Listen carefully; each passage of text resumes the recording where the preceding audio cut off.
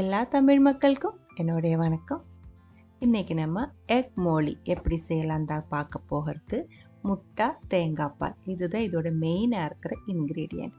ரொம்ப மைல்டாக இருக்கிற டேஸ்ட் இருக்கிற இந்த ஒரு கறி அப்பம், பரோட்டா, சப்பாத்தி, இடியப்பம் இதுக்கு தான் பர்ஃபெக்டாக சைட் டிஷ்ஷாக இருக்கும்.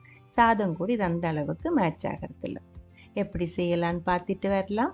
அதுக்காக 5 முட்டை வேக வச்சு எடுத்துருக்கு.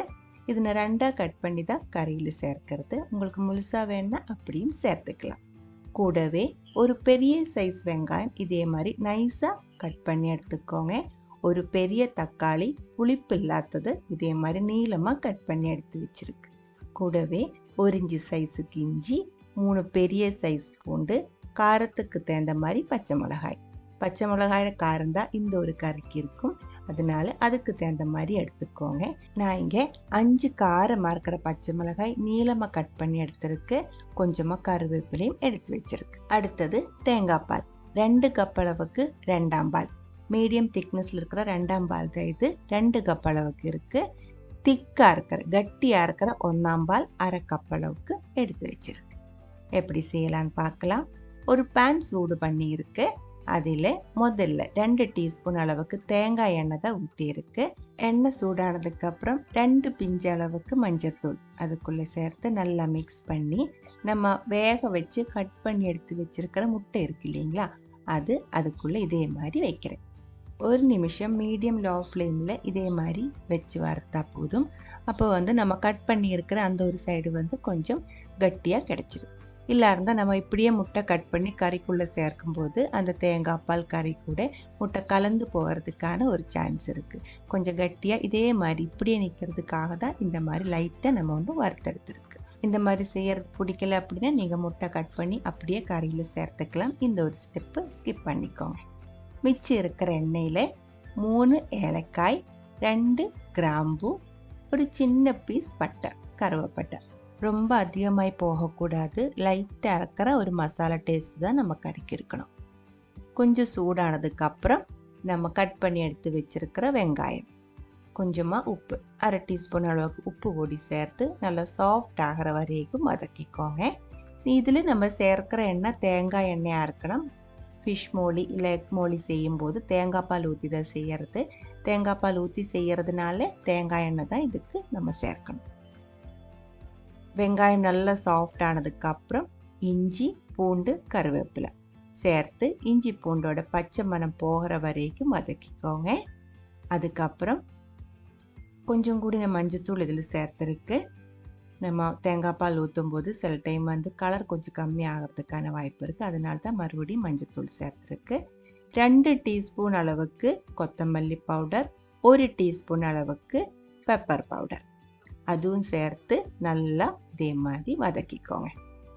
இதில் நம்ம வரமிளகாய் பவுடர் சேர்க்கறதில்ல, அவ்வளவுதான். வேறு எந்த மசாலையுமே நம்ம இதில் சேர்க்கறதில்ல. நல்லா வதக்கி பச்சை மணம் போனதுக்கப்புறம் டீ கம்மி பண்ணி வச்சதுக்கு பிறகு நம்ம எடுத்து வச்சிருக்கிற 2 கப் அளவுக்கு தேங்காய் பால் ஊற்றிருக்கு. மீடியம் கட்டியாக இருக்கிற தேங்காய் பால் தான் நான் ஊற்றிருக்கு. தேங்காய் பால் எப்படி எடுக்கலாம் அப்படின்ற வீடியோ நம்ம அப்லோட் பண்ணியிருக்கு இதுக்கு முன்னாடி. நீங்கள் அது ஒரு டைம் பார்த்துக்கோங்க. தேங்காய் பால் எப்படி எடுக்கிறேன் அப்படின்னு தெரியல அப்படின்னா. தேங்காய் பால் ஊற்றினதுக்கப்புறம் மீடியம் லோ ஃப்ளேமில் தான் வைக்கணும். நல்லா கலக்கி விட்டதுக்கப்புறம் பச்சை மிளகாய், தக்காளி 2மே சேர்த்துக்கோங்க.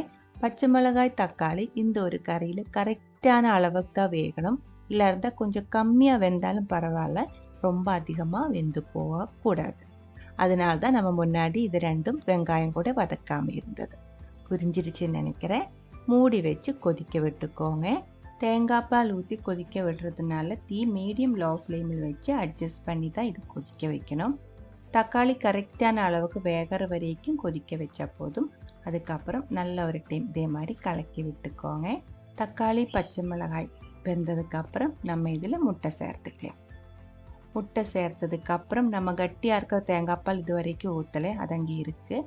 முட்டை சேர்த்ததுக்கப்புறம் மெதுவாக அந்த கறிக்குள்ளே கொஞ்சம் அமர்த்தி விட்டுக்கோங்க. நம்ம இது முதல்ல லைட்டாக ஒரு டைம் ஃப்ரை பண்ணி எடுத்துருக்கிறதுனால சீக்கிரம் இதில் கலந்து போகாது, மிக்ஸ் ஆகாது.